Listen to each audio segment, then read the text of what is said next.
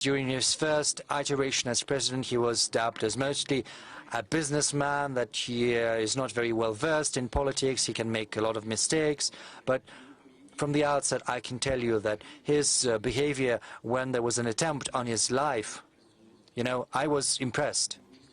He's a courageous person. He was harassed by everyone on all sides, bullied. He was afraid of making a step to the left or to the right, saying the wrong thing. I don't know what's going to happen right now. I would like to take this opportunity to offer my congratulations on his election as President of the United States. You're willing to talk to Trump? Yes, we are.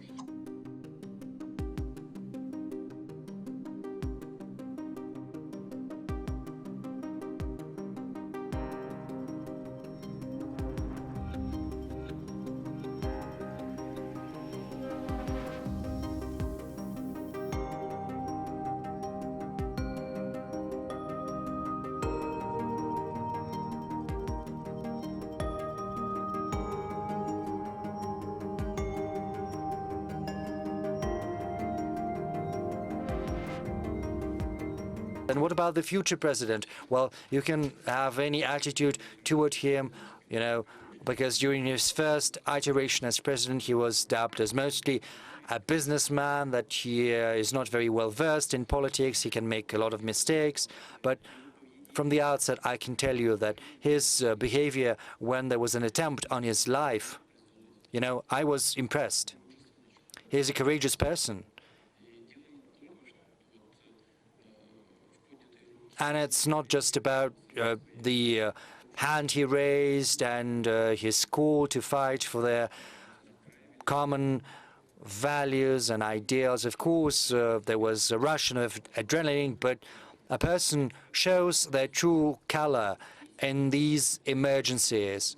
And this is precisely one of those cases, and I think he acquitted himself admirably in a valiant fashion as a man. As far as politics is concerned, I don't know, during his first presidency, I don't know whether he's going to hear that, but I think I'm going to say that regardless. I think he was harassed by everyone on all sides, bullied. He was afraid of making a step to the left or to the right, saying the wrong thing. I don't know what's going to happen right now during his new presidency, because this is going to be his last presidency. Whatever he does, it's up to him to decide.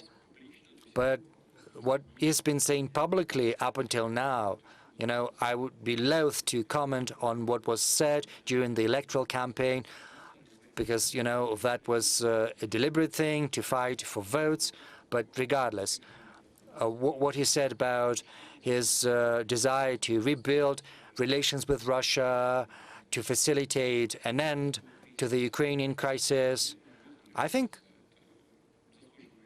this deserves attention at the very least, and I would like to take this opportunity to offer my congratulations on his election as President of the United States.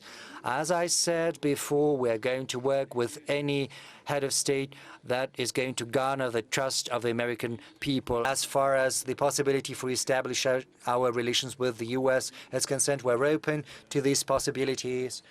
To a large extent, the ball is in the U.S.'s court, because we were not the ones to sour relations with them.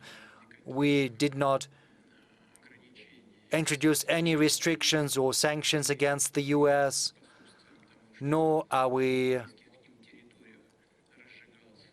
facilitating any armed conflicts in the territories in their proximity. We've never sought anything like that, and I would like to say that we've never done anything like that in practice. We do not quite see why the U.S. seems it has the right to do that, and we are hopeful that at the end they will come to realize that they'd better refrain from doing that, because that's what they should be doing if we do not want any global conflicts. But the president-elect of the U.S., President Trump, spoke along similar lines, so we'll live and see how it plays out in reality. Keeping in mind, of course, that such an institution as the presidency of the U.S. is bound by certain obligations, by certain responsibilities. The President of the U.S. is tied, to a certain extent, to those people who helped him arrive in power.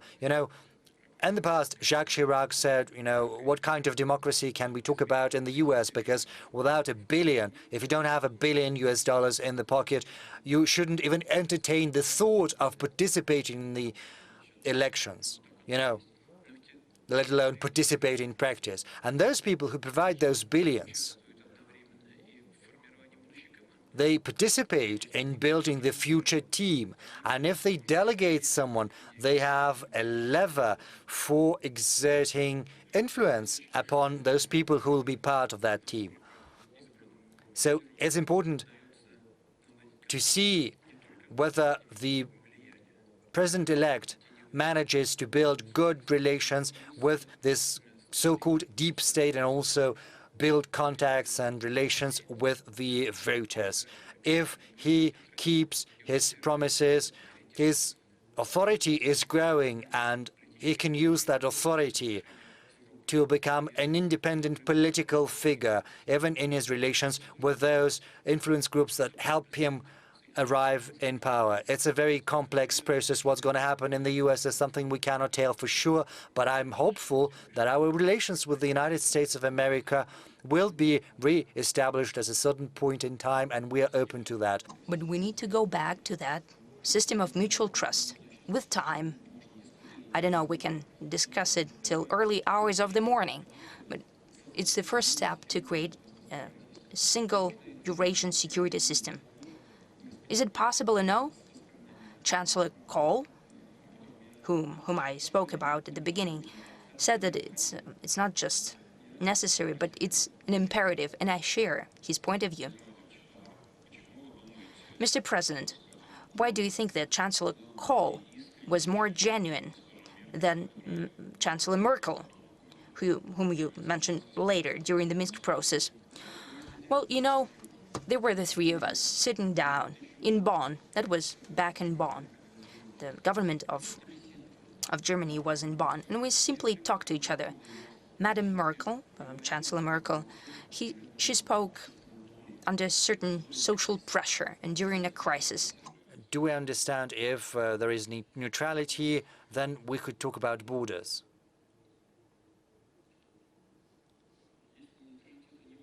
If there is no neutrality, then it's difficult to imagine any kind of good neighborly relations between Russia and Ukraine. Why is that? Because that would mean that Ukraine would be constantly used as a tool in someone else's hands, to the detriment of Russia's interests. So basically, the basic conditions for normalizing relations would not be there, and the situation could take an unpredictable turn. We would very much like to avoid that. Quite the contrary. What we want is building an environment for durable settlement.